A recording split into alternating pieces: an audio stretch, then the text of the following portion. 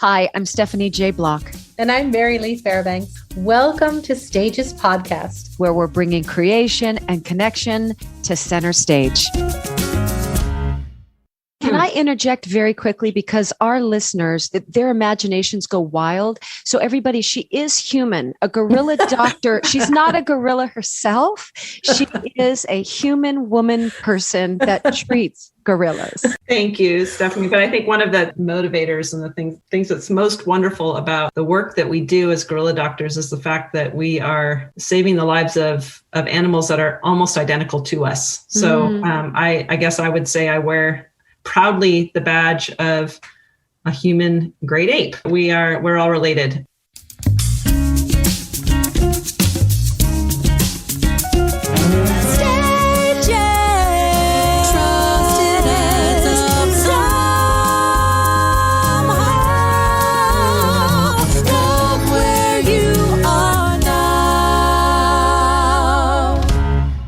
Hi, everybody.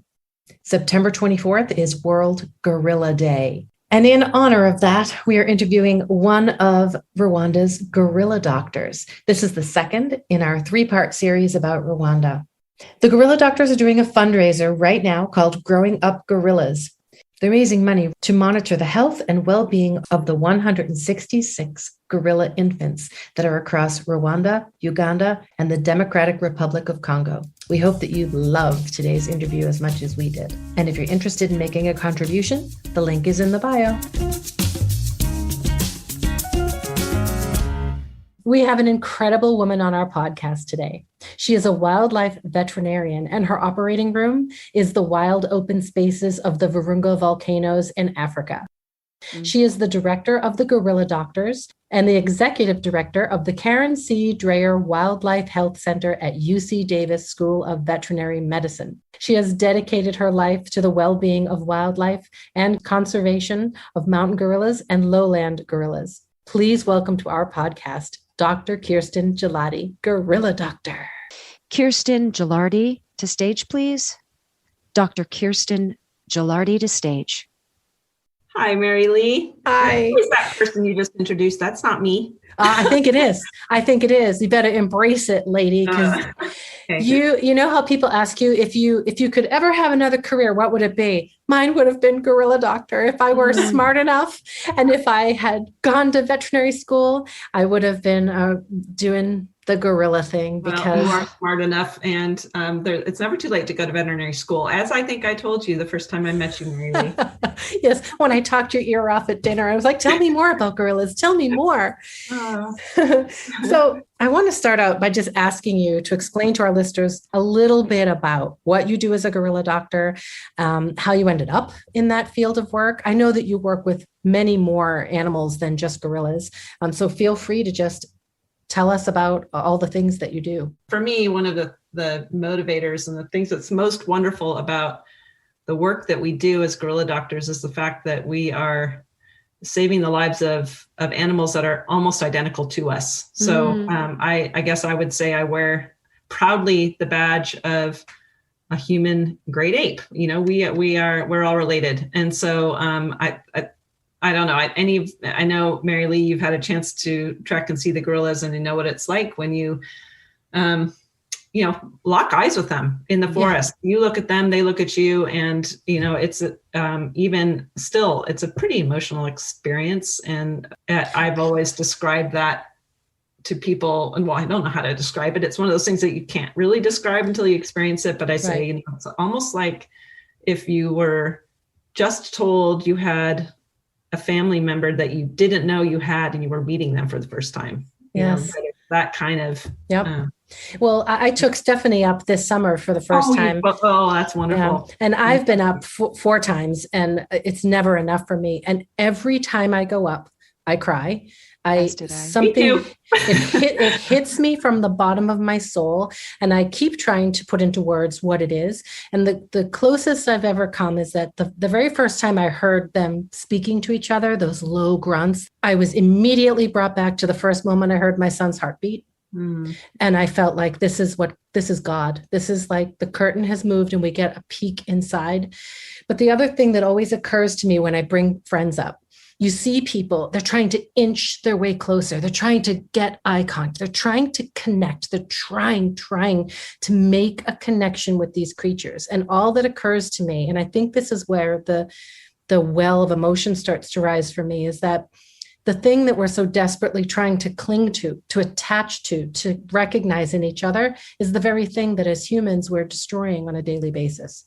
Mm-hmm. We're destroying those parts of the world and those parts of ourselves that keep us connected and remind us that we are all one. We're connected to those gorillas and the whales and the dogs, and we're connected to each other. And that's the part we forget in the busy world that we take for granted. We forget our place. I couldn't agree with you more, Mary Lee. And I think, but you're touching on kind of one of the core tenets or philosophies or perspectives we have as gorilla doctors is exactly that connection. We call it from a veterinary or health standpoint, we call it One Health. Yeah. You know, the fact that the health of the gorillas and the health of the people that come into close proximity of the gorillas and the health of the forest that the gorillas live in and that the people work in are all intrinsically linked. And you really can't consider and work on the health of just one part, right? You have to consider it all. You have to consider the entire ecosystem. And that's really the core of the approach we take as gorilla doctors, is just recognizing that we are saving lives of individual gorillas. And that is most definitely contributing to the recovery of the populations and the species as a whole. But we don't do that in some silo, right? We're considering what is the health of the people that come into close contact with the gorillas. And in fact, for many, many years, it was really the vision and wisdom of my predecessor and former colleague, Dr. Mike Cranfield, before he retired. But we developed essentially an occupational health program for the workers in the park. These are the people that were going every day into the park to monitor the gorillas, ensure their safety, the trackers, ensure the safety of the tourists, and make sure that tourists have a really exceptional experience. And then they go back to their families, where some of them live in homes that are lots of people in the home, lots of opportunity for infectious disease transmission, all of that. So thanks to Mike Cranfield's vision, we implemented an occupational health program for park workers as a gorilla conservation organization, which, that's really, before we were even calling it One Health, we were doing it, I guess, is my point. So you're providing medical care for the trackers and the rangers and all the people in the park, and that's extended to their family as well. So they're getting medical care. Yeah, it was more of a preventive medicine approach. Mm-hmm. In Rwanda has a very exceptional national health system. So we felt our job was to make sure that every park worker was, seen by a physician at least once a year to check for overall wellness, wellness exam. Those, unfortunately, not everybody in the world has the luxury of being able to go to their doctor for a wellness exam. People can only go to a doctor when they really need medical care. So we were facilitating those park workers being seen by a physician to just assess their overall wellness. An ounce of prevention is worth a pound of cure. They're susceptible to everything that we can get, right? So Ebola or TB or COVID, all of those things gorillas can get from us. And right. I know before we went up, we were required to have a COVID test mm-hmm. and have proof of negative. Yep. And masks. Yep. Yeah. No, you're absolutely right. For the very reason that we touched on at the very start of this conversation about how closely related we are to gorillas and other great apes, that relatedness means that great apes are susceptible to human pathogens, viruses, bacteria, infectious diseases. And so we've shown and proven that mountain gorillas can get sick from human respiratory viruses. For that reason, we've been on our toes and just, very, very concerned about the pandemic, naturally, for many reasons, but certainly for, worried about what it might happen for the gorillas if the virus was to be transmitted from an infected person to the gorillas. And so fortunately, we sounded the alarm very early. All of the parks that we work in and with were quick to understand that this was a threat, and they instituted, the very basic but most important precautions, and that is maintain distance, wear a mask, no going into the parks if you're sick. So those sort of basic, all the things that we've been doing for 18 months are things that the park was already doing prior to the pandemic, making sure that people stay a certain distance away from the gorillas. Still very close. So knock wood, I mean, about that we've had gorillas with respiratory illness in the last several months, but the samples that we've been able to collect and test for COVID-19 have all been negative. I know that you actually perform your operations in the mountains. You're not darting them and then bringing them to a facility. You're lugging all of this stuff up the mountain and going into their house and helping them. And that must be incredible. How does that even work? Yeah, that's right, Mary Lee. We say the forest is our hospital. Yeah. And so, yes, we're our veterinarians, by the way, who are all Rwandan, Ugandan, and Congolese. We work in all three countries, the range countries of mountain gorillas and their close cousins, the Growers gorilla. Our veterinarians take all of the equipment and veterinary supplies that they will need to care for an injured or ill gorilla that is, grievously injured or so sick that we have decided to clinically intervene and treat that animal as critical for its survival.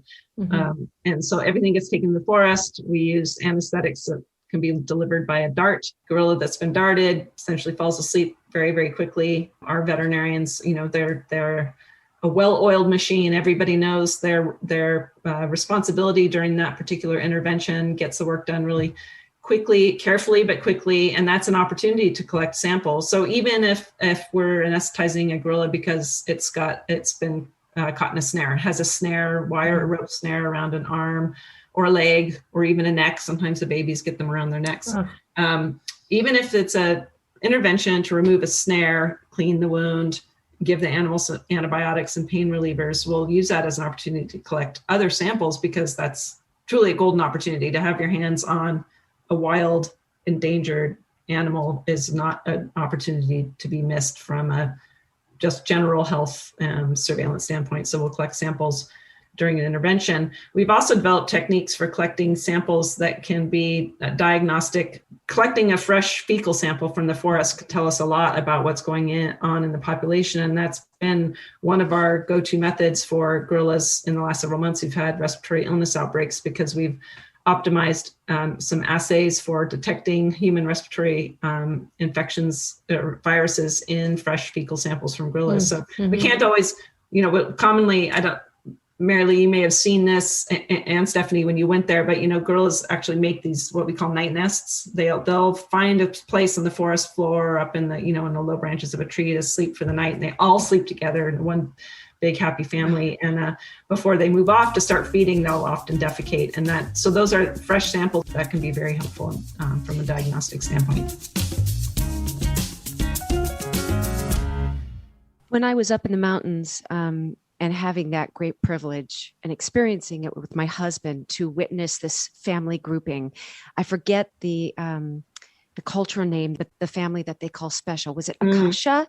Is that how they say it, Mary Lee? Do you know? I can't remember. I'll have to look that up. My Kenya-Rwandan is terrible. Mine's not good either.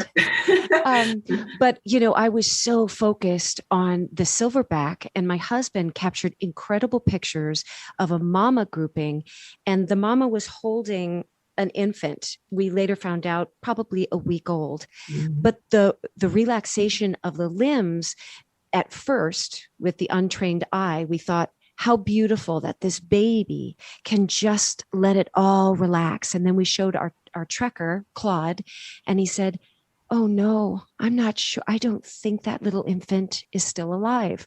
And they took my husband's images, sent it to the doctor. The doctor then went and found the family grouping. And sure enough, the little one had passed. And we all we really collapsed. And subsequently getting pictures of, the mama with literally her hands on her head in angst, and the other mothers grouping around. And I read an article that you had written several years ago, and that a lot of your training is sort of looking at the mortality rate of infants, and that trauma seems to be the number one reason. Can you speak a little bit about that? Is it the snares, or is it perhaps a silverback that enters a family and then doesn't want these little ones in his family grouping.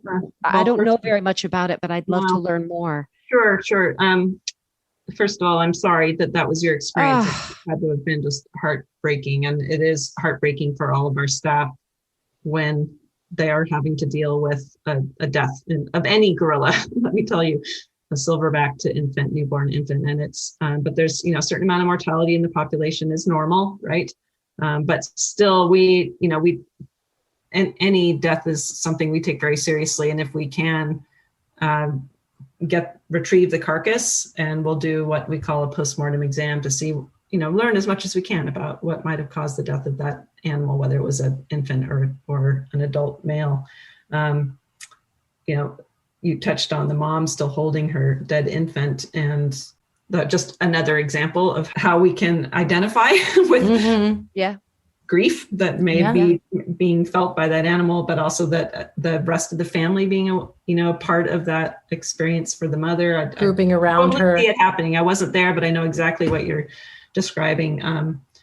Sometimes the moms will carry their dead infants for a long time. You are right that the number one cause of deaths of infants are silverbacks who may come in and take over a group.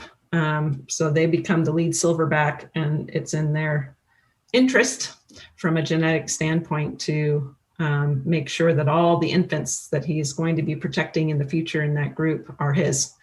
And is it male or female? He'll kill male or female babies? Yeah. And do the mothers, because they have such deep feelings, which is so clear, do they then leave the group, or are they angry with him for? No, it's their natural social behaviors. The sociobiology of these animals is one that's very, very structured around a lead male and several females and their offspring. And that is a gorilla family. And that's what the females are, that's just part of their fabric of their life. I'll probably get the numbers wrong, so please clarify for me. But I know that, maybe 10, 15 years ago, there were not very many mountain gorillas left on the face of the earth. And now we're up to like 1,300 or 1,400. And the official count is 1,063 mountain gorillas in the world. That number keeps going. So every few years, there's a census done, across the range of the mountain gorilla. And fortunately, every time the census is performed and the scientists crunch all of the data collected during the census, that number keeps going up. It's the only great ape whose numbers in the wild are increasing, which is very sobering to consider. The only great ape whose numbers in the wild are increasing. And it's because they all live in national parks, so they're well protected. Mm-hmm. The majority of them are habituated to the close presence of people. So every individual can be monitored, their health can be monitored, their safety can be monitored. And that, in fact, there's a scientific paper published, already 10 years ago now, that sort of tried to sort through all the different factors that could explain why mountain gorillas are the only great ape whose numbers are increasing in the wild. And the paper was called Extreme Conservation. And that's because that's what it's taken to bring this animal back from the brink of extinction, really. I mean, when Diane Fossey was studying the gorillas in the 70s and 80s, there were thought to be about 250. So, so the numbers keep going up. And as it turns out, that paper I referenced that was published 10 years ago, when they crunched all the data, they discovered that it was the veterinary care provided by gorilla doctors that could account for or explain half of the annual population growth rate. So, for example, a female infant, 1 or 2 or 3 years old, infants are much more likely to get caught in snares. They're just like kids. They are playful. They're curious. They get into trouble. If a young female were to be caught in a snare, and for whatever reason, if she were to succumb to that and not have sort of a lifetime ahead of her of making gorilla babies, there are so few wildlife conservation success stories in the world. Honestly, it's really what keeps me going, to be honest. To me, it's such a privilege to be able to be part of an organization that is truly making a difference for the survival of a species.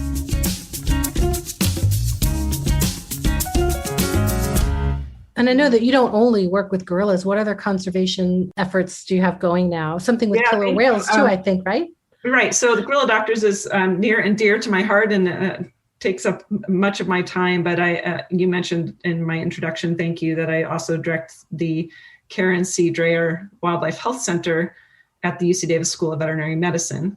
The Wildlife Health Center is essentially a research service and teaching unit within the school, and we administer many different programs and projects focused on wildlife health and conservation. As an example, we're responsible for all of the wildlife rescue and care in the event of an oil spill in California, both offshore, but also now on land. So we've at times been caring for hundreds of seabirds, and that whole process we do in very close collaboration with our state wildlife agency, but we're responsible for getting those oiled birds and sometimes marine mammals out of the environment into care centers where they can be nourished and hydrated, cleaned, fed up, and then released.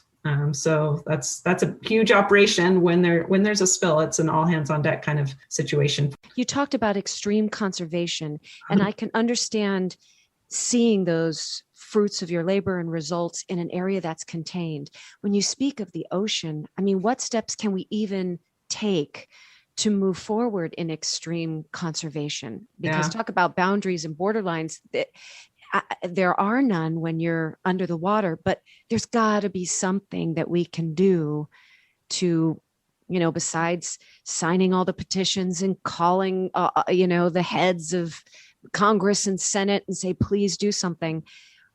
Do you see any movement toward a positive result? What actionable items can we take to help? Just as the average citizen? Yeah.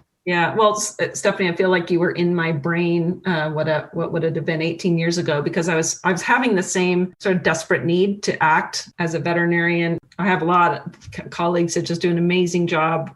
For example, rehabilitating marine mammals, seals, sea lions, cetaceans, whales, and dolphins. And from a veterinary standpoint, again, the opportunity to help individual animals, especially when their illness or injury might be human-induced, is a true privilege. And it is a very important role for wildlife veterinarians. Not to say I'm completely free of despair about the future of our ocean, but I really felt the need to act. And so I started a program here in California called the California Lost Fishing Gear Recovery Project. And this is me, a wildlife veterinarian, deciding that where I really wanted to put a ton of energy was to get lost, abandoned, discarded fishing gear. We're talking nets, traps, pots, out of the ocean, get them out of there so that they're not posing a risk or a hazard to marine wildlife. And I was inspired in part right before and then during veterinary school. I had the opportunity to spend summers out on Midway Atoll, which is an island way out in the middle of the Pacific. It's part of the northwestern Hawaiian island chain. Hundreds and hundreds of miles from the main Hawaiian Islands. Anyway, saw firsthand how much garbage just washes up on the beach of what should be a pristine island in the middle of the Pacific. Just to see that stuff washing up on the beach and seeing Hawaiian monk seals, which are an endangered species of seal endemic to our country, lying on a beach next to a shampoo bottle or a child's flip-flop sandal or a plastic doll or whatever. And so, I just knew inside we shouldn't be doing this to the ocean. And so I think that's where the nidus of my drive to do something about the problem of fishing gear in the ocean came from. I was inspired by work they were doing. The state of Hawaii and our government were investing a lot in going out to all of those northwestern Hawaiian Island chains that are part of a national wildlife refuge, incredibly important habitat for seabirds and for Hawaiian monk seals. And they were actually using divers to remove nets that had washed in from the North Pacific and caught on the coral reefs fringing these islands. And so I was inspired by that. I was inspired by a program up in Washington State where they were working with commercial fishermen who were divers, actually have those guys or gals in the water removing lost and abandoned crab pots and nets. So I started a program here in California. I work with a group of commercial fishermen who are just amazing in their work underwater. And we've recovered hundreds and hundreds of nets, thousands of pots and traps. And even just a couple of weeks ago, I was reminded of why I started the program and why I keep it going. Our team was out recovering gear and pulled up a, lost lobster trap, and there was a drowned cormorant seabird in the trap. So it had clearly gone in to get something in the trap, because cormorants dive and go underwater, and it couldn't get out. Fly underwater and catch fish to eat, and it couldn't get out. So I was like, that's why I'm still working on this program. How is the program funded? The California Lost Fishing Gear Recovery Project is, over the years, been funded from all kinds of sources. So donations would be accepted? Donations, yes, and grants. We will be putting a link up for that, for sure. Thanks. Yeah, no, we've been fortunate to be able to apply for a lot of grants that supported the work over time, so state grants and federal grants too.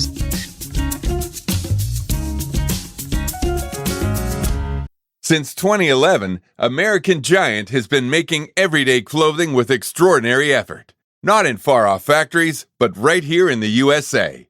We obsess over fabrics, fit, and details, because if you're going to wear it every day, it should feel great and last for years. From the cut of a hoodie to the finishing of a seam, nothing is overlooked. Our supply chain is tight-knit and local, which means less crisscrossing the country and more care in every step. The result is durable clothing, t-shirts, hoodies, sweatpants, and denim that become part of your life season after season.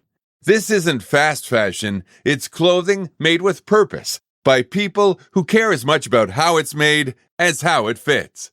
Get 20% off your first order with code STAPLE20 at American-Giant.com. That's 20% off your first order at American-Giant.com with code STAPLE20. So I know that you are married and have children. Mm-hmm. Are your children drawn to the same area? And I'm not sure what your husband does. I think he's in conservation as well. My husband, James Gilardi, is the executive director of World Parrot Trust. It's a parrot welfare and conservation organization that operates globally. He runs it from a home office here. His organization facilitates projects around the world that are it's the most endangered order of birds are the parrots, and it's for good reason, right? They're amazing animals, and so were hit hard over many decades for the trade in wildlife. People wanted them for pets. He's in conservation, and my children are not, but they're big lovers of animals. Did they travel with you a lot when they were little and go to see the gorillas and help you with the wildlife? Yeah, and oil so spills if you can believe it, my family has not been over to see the gorillas with me yet. That will change. But they, we traveled a lot when they were children. I think my husband and I just both felt that it was really important to get them out to see the ways others live in the world.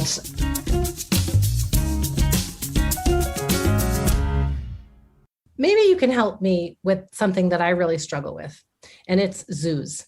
So I never took my son to zoos. I never took him to circuses, certainly. I remember once when he was in first grade, the teacher announced they were going to a zoo, and my son stood up and says, "I don't go to zoos," And so I really, really struggle with zoos when people put up those, they're so cute videos of the orangutans coming to see the baby and, the human baby on the other side of the mirror. To me, it's like we have imprisoned intelligent beings for no reason for the rest of their life.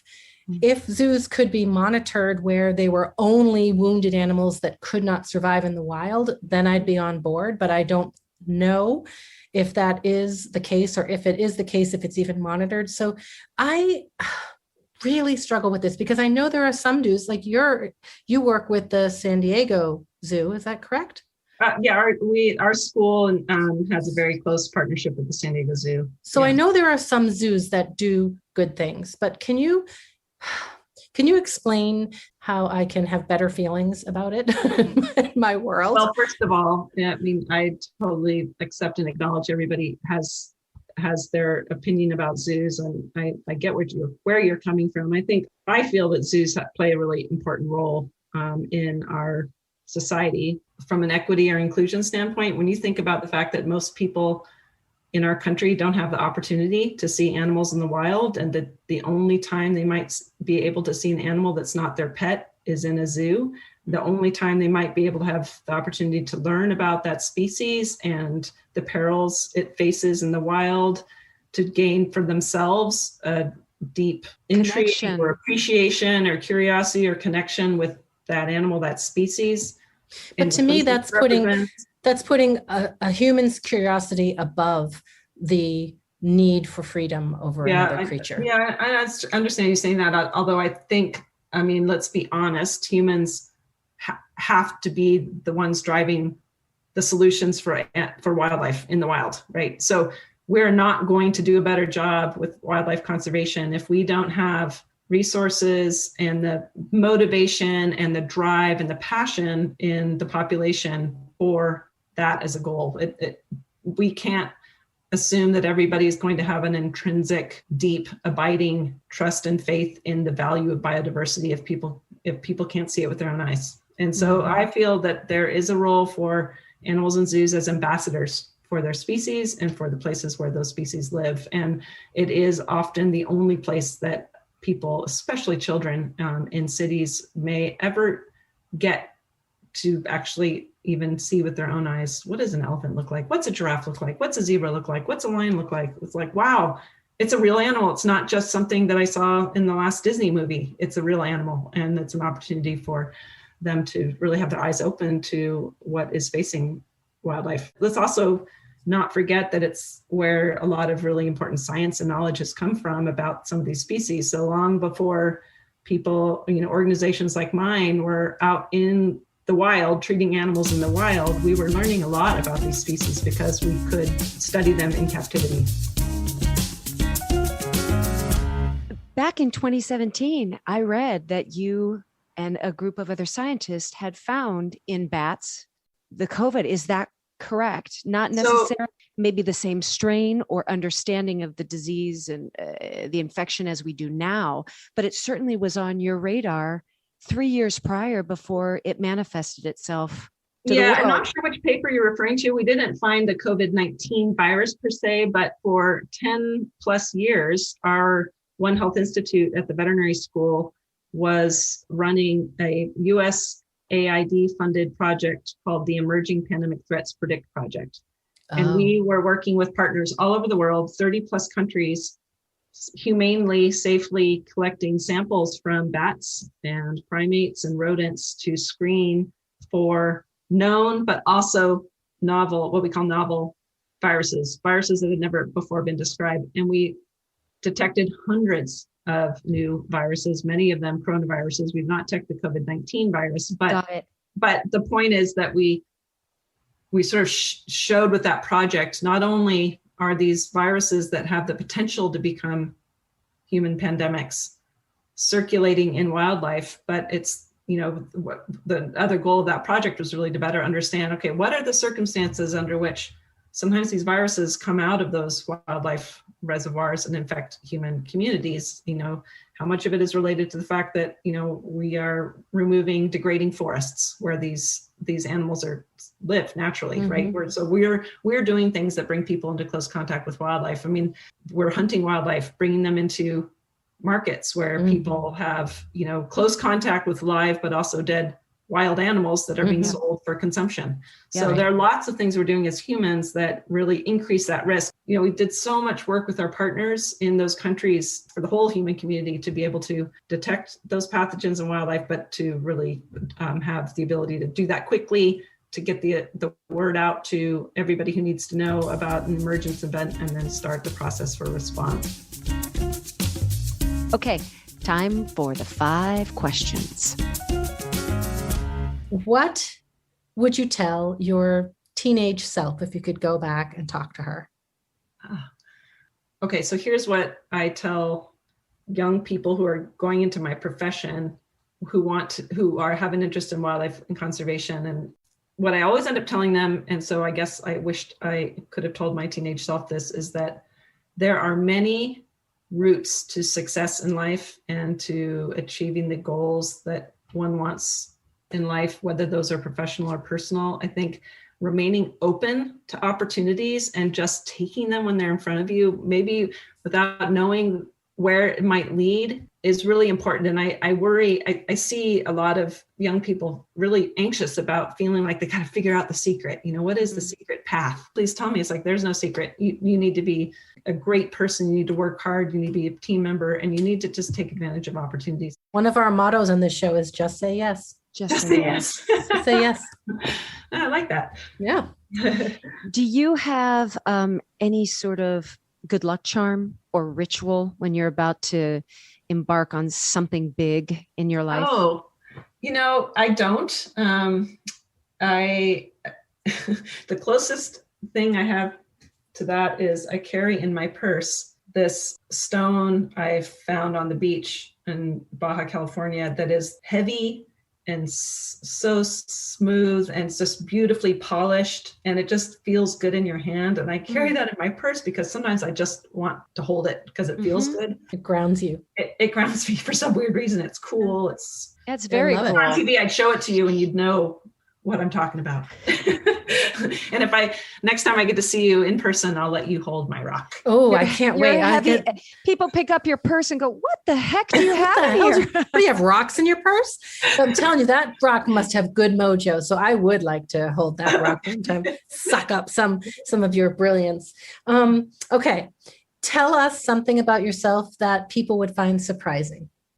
Maybe, I have plenty of secret, what I would call vices that I don't.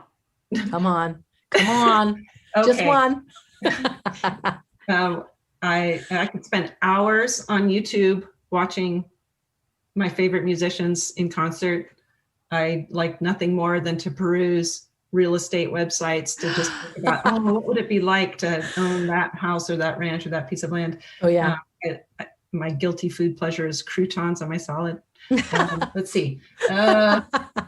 That's pretty great. I'm kind of guilty pleasures croutons. We asked for one and you gave us a whole confessional. So, okay. I think we can see where the rest of this interview is going. I think when anybody meets you and they don't know your background, if they were to say, and what line of work do you do? Just saying I'm a gorilla doctor is pretty surprising to people, I would think. True. Okay. If you were to have any special skill, it could be, otherworldly. It could be an instrument. What would it be?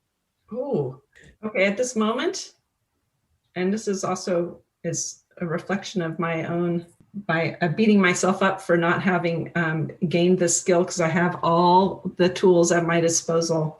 I really would like to be able to knit socks. And I decided that it would be a pandemic activity. Uh-huh. And I got the circular needles that my husband gave them to me for my birthday. And how's it going? Importantly, my mother-in-law is a master. She's an extraordinary knitter. She comes from the Shetland Islands where, everybody's knitting before they're born practically. And so I've had all the opportunity in front of me. I haven't taken it, but I would just love to be able to knit socks. Socks are not as easy as people think, though. I would have to do like a pot holder or something, like a little square, but the full-on sock is not an easy go. Yeah, and it's the circular needle. I don't know. I can't. I haven't had the courage. I guess that's why it's a skill I want, because just say yes. Say yes. Just pick up the needles. All right, last question, and this is a tough one, so clear your mind. If you were a nail polish color, what color would you be? And what would the cheeky little name be?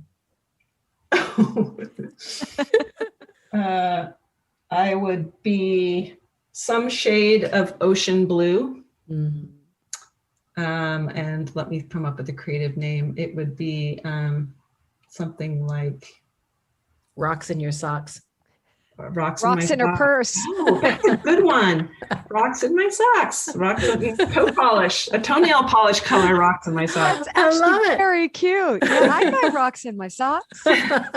Thanks for that, Mary Lee. You came I up think with we need to trademark that. No, come on, you can come up with one on your own. You just you've just touched on one of my skills I don't have, which is a lot of creativity. Not like you two, who have been artists your whole life. Can you just give us one example of maybe an experience you had with some wildlife where you felt like there was real, true communication that happened that actually kind of rocked you back and hit you in the soul? It was the very first moment I ever saw a mountain gorilla in the wild. I mean, was on a trail, on a sort of cleared area, walking up towards the gorillas. I was just like full of anticipation to see them for the first time. We came around a corner and there was the silverback just sitting. And, looked at him, and he looked up and looked at me, and we locked eyes. And I just was that was it. That was it. I've never felt that with an animal before. And I think I've had some pretty extraordinary times being able to be in close proximity of whales and dolphins. And I even had the chance to be in the water when I was out on Midway Atoll, could get in the water with spinner dolphins, which is incredible. Oh my God, I'm so jealous. Yeah, definitely. Please take me with you. I want to be your best friend. Definitely. Those are incredibly intelligent social animals that are also living the dream to be with your family in the ocean. What more can anyone want? At least that's for me. The ocean is my soul place. So amazing. It's really hard for me always to put into words the connection that I feel with animals. I tend to like most animals more than most people. And I just feel like, especially when I'm with the gorillas, that they know things and that they almost look at us with patience, like, oh, you poor, silly fool, and I love what you do. I'm so grateful for what you do. I wish the world had more people like you who try to save animals and make it thank you, safer and better. And Stephanie, and right back at you too. I appreciate everything that you do, and my very best to your human families and to your animal families and to yours. Thank you. Yep. And now here's what struck a chord with us. Ever notice how ads always pop up at the worst moments? When the killer's identity is about to be revealed. During that perfect meditation flow. On Amazon Music, we believe in keeping you in the moment. That's why we've got millions of ad-free podcast episodes, so you can stay completely immersed in every story, every reveal, every breath. Download the Amazon Music app and start listening to your favorite podcasts ad-free, included with Prime. Holiday shopping lists are long, and finding the best deals while still giving thoughtful gifts can be challenging. That's where Amazon comes in. Amazon was just named the lowest priced online retailer in the U.S. for the 9th consecutive year by Profitero, a third-party analytics and research firm. After analyzing thousands of products, they found Amazon's prices are 14% lower on average, and up to 5% lower than the nearest competitor in key gift categories like electronics and toys. When you're shopping for everyone from your spouse to your second cousin's new baby, those savings really add up. The best part is you don't sacrifice selection for better prices. Amazon offers everything from major brands to unique finds from small businesses, all delivered right to your door. If you're trying to be smart about your holiday budget, and who isn't, visit Amazon.com.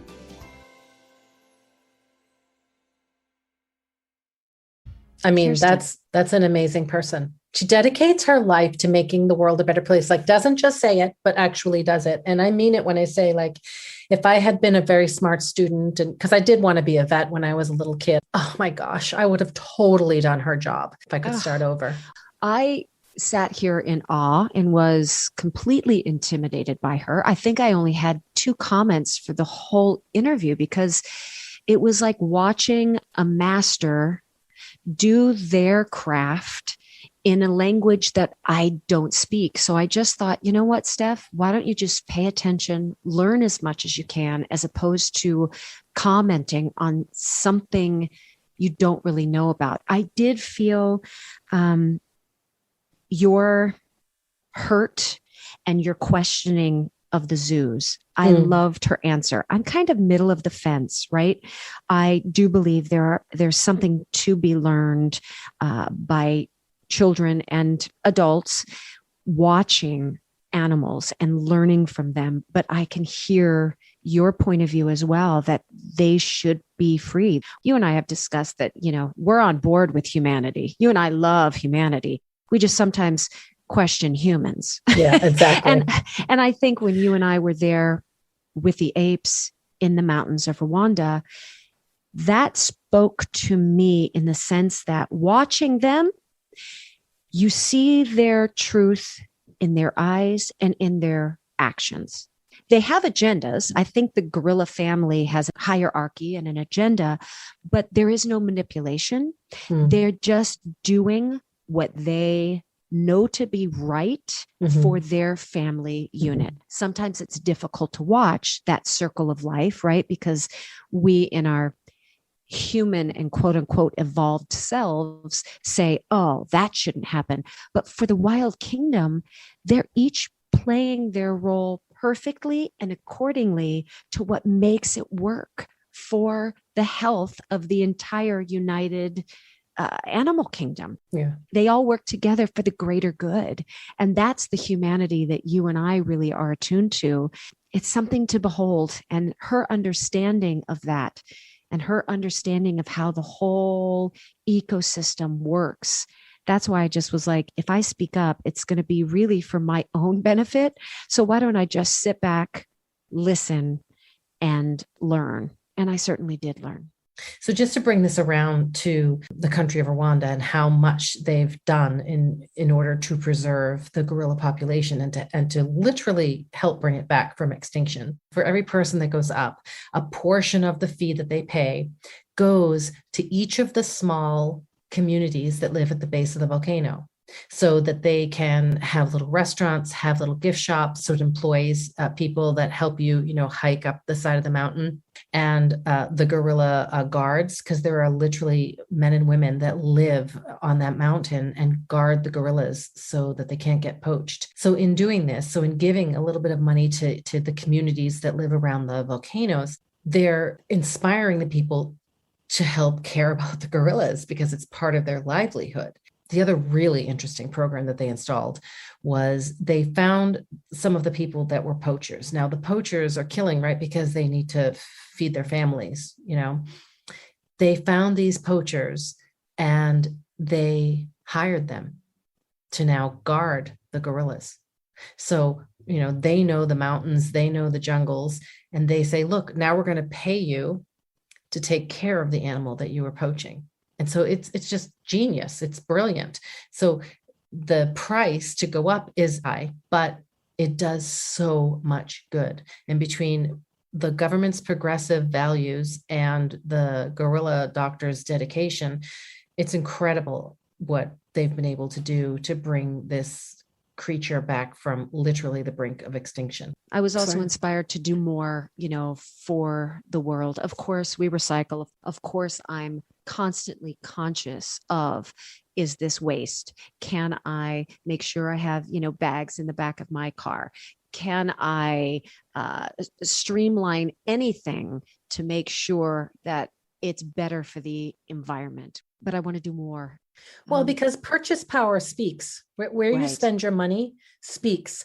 And, so now I know they're making 6-pack tops out of fish food instead of out of plastic. Right. So if you spent the extra 25 cents or even $1, that speaks, that says something. Or if you buy your water in the box instead of a plastic container, that's things like that. Or anything that says, this was made from recyclable items. Right. That if it's 25 cents more and you have that money available to you, oh boy, do we encourage you to do that.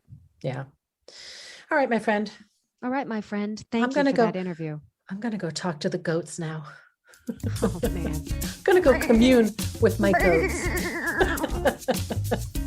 See you later.